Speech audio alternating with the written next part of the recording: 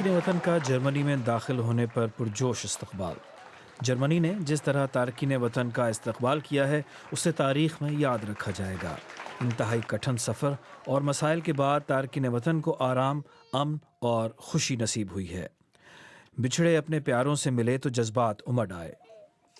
Jetzt müssen wir allerdings eine Vielzahl von Maßnahmen हमें जिस मसले का सामना है उसके मुकाबले के लिए हमें कई इक़दामात करना है।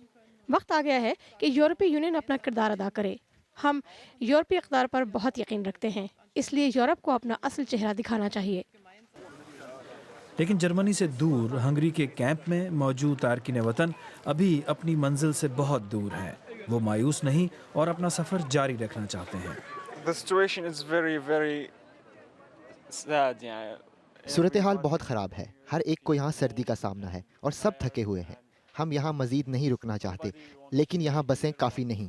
हर 2 घंटों में एक बस चलती है। हंगरी के हुकाम ने इन तारकीन वतन को यहाँ खारदार तारों के पीछे कैंपों में रोका हुआ है। हुकाम के मुताबिक उन्हें रजिस्ट्रेशन और दीगर कागजी कार्रवाइयों के मुकम्मल होने के बाद ही आगे जाने की इजाज़त दी जाएगी।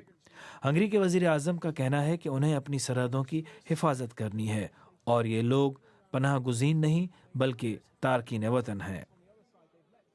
यूरोप के इस मिले जुले रद्द-ए-अमल से क़तई नज़र दुनिया भर में ये आवाज़ें भी बुलंद हो रही हैं कि सऊदी अरब और दीगर अमीर अरब और इस्लामी ममालिक इन पनाह गुज़ीनों और तारकीन वतन की मदद क्यों नहीं कर रहे और सिर्फ यूरोप से ही मदद की तवक्को क्यों की जा रही है।